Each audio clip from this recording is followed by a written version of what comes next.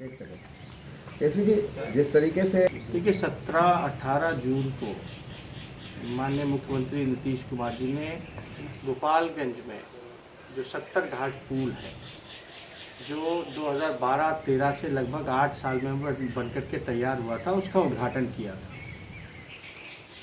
और उद्घाटन के बाद ठीक 29 दिन बाद ये पुल जो है ध्वस्त हो चुका है, टूट चुका है। और सवाल कई खड़े उठ रहे हैं कि ये 8 साल से ये पुल जो है ये बन रहा है और लगभग इस पे खर्चा जो आया है 264 करोड़ रुपए का खर्चा आया है और 8 साल लगे बनने में। और अभी कुछ दिन पहले ही माननीय मुख्यमंत्री जी ने, ठीक 30 दिन पहले माननीय मुख्यमंत्री जी ने इस पुल का जो है उद्घाटन किया। हम लोग लगातार ये कहते रहे हैं कि ये आम बात हो चुकी है। नीतीश जी के राज में ऐसी घटनाएं, पुल का ध्वस्त होना, आपको याद होगा ठीक कहलगांव में एक डैम था जिसका उद्घाटन होना था, उससे एक दिन पहले वो डैम जो है कहलगांव में वो टूट गया। और लगातार ऐसी घटनाएं बार बार होती रही हैं।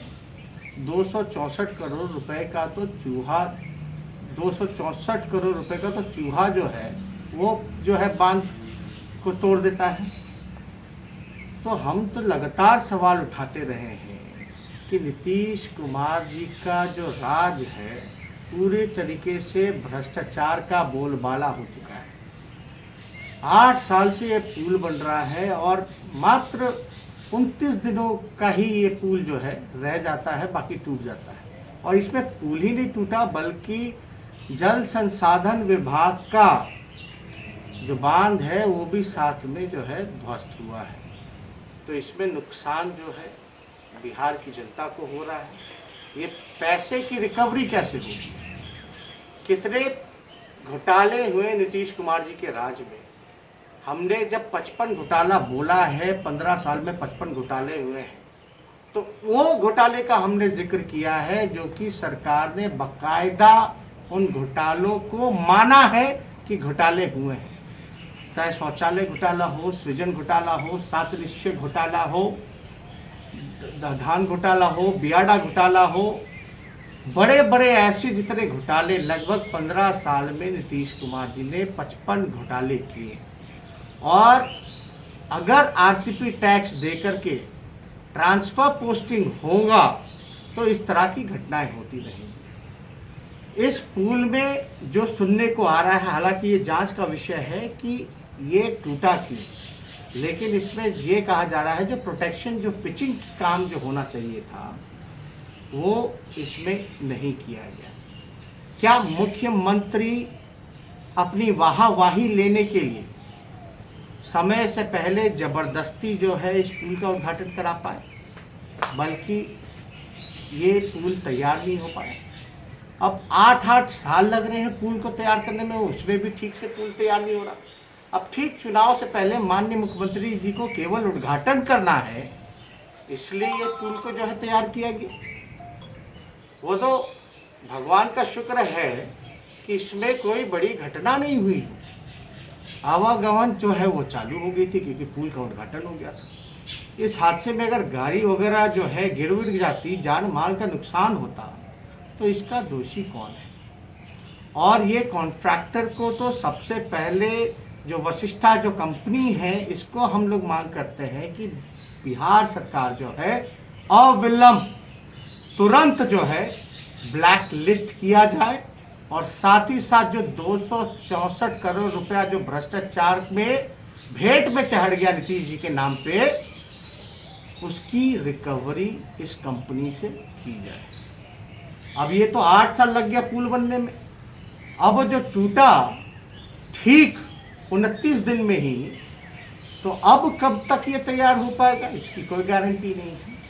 तो हम लोग चाहेंगे कि जो भी इसका जवाबदेही तय होनी चाहिए। आश्चर्य की बात यह है कि जितने भी घोटाले होते हैं, जब भी बांध टूटता है, चूहा खा जाता है या पुल टूटते हैं, तो जवाबदेही किसी पे भी तय नहीं की जाती। केवल जो है छोटी मछलियों पर ही कार्रवाई की जाती है, लेकिन जो बड़े मछलियां हैं, जो गुनहगार हैं, उनको सत्ता का संरक्षण प्राप्त रहता है। और इस वजह से ऐसी घटनाएं जो है लगातार होती रही। अब ये तो एक ट्रेडिशन बन गया है, एक ट्रेंड हो गया है कि भाई नीतीश जी के राज में इस प्रकार का काम होगा। बांध बनेगा तो वो भी टूट जाएगा उद्घाटन से पहले, पुल बनेगा तो वो भी कुछ दिनों में टूट जाएगा।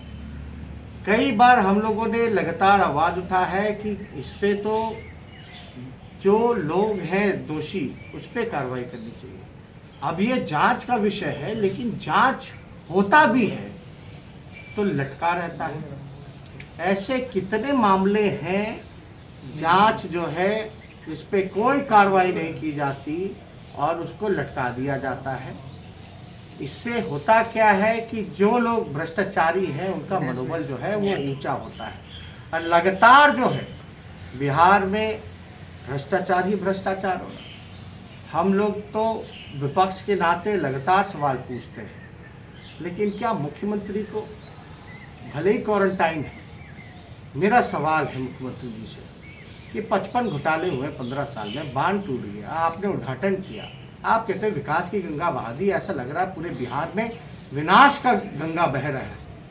हर तरीके से बिहार जो है हाहाकार कर रहा है, चाहे कोविड को लेकर के हो, कोरोना को लेकर के हो, बाढ़ को लेकर के हो, बांध को लेकर के हो, पुल को लेकर के हो, या लॉ एंड ऑर्डर को लेकर के हो। शिक्षा चिकित्सा तो पहले से ही बर्बाद हो गई। मुख्यमंत्री क्यों नहीं सामने आकर के प्रेस या मीडिया या जनता के बीच जाकर के स्पष्टीकरण करते हैं? बड़ी अच्छी बात है मुख्यमंत्री जी जो है नेगेटिव आए हैं, लेकिन हम तो चाहेंगे कि मुख्यमंत्री जी वीडियो कॉन्फ्रेंसिंग के माध्यम से ही प्रेस को संबोधित कर करके इसकी बात बताएं कि कोविड को आप कैसे हैंडल कीजिएगा, जो महामारी फैलती जा रही है। और ये बांध जो इरिगेशन डिपार्टमेंट का साथ में ये 70 घाट जो पुल टूटा, इसका दोषी कौन है, गुनाहगार कौन है? हम तो चाहेंगे मुख्यमंत्री अगर वीडियो कॉन्फ्रेंसिंग नहीं कर सकते तो कम से कम वीडियो ही बना करके जो है लोगों के सामने रखें, लेकिन इस पे चर्चा होनी चाहिए। क्योंकि जनता ने इनको मैंडेट दिया था, महागठबंधन को दिया था। वो अलग बात है कि चोर दरवाजे से वो चले गए, लेकिन अभी वो मुख्यमंत्री हैं, जवाबदेही उनकी बनती है और उनको स्पष्ट करना चाहिए, जवाब देना चाहिए। बिहार के 12-13 करोड़ जो जनता है उनको सामने आकर के मुख्यमंत्री को जवाब देना चाहिए।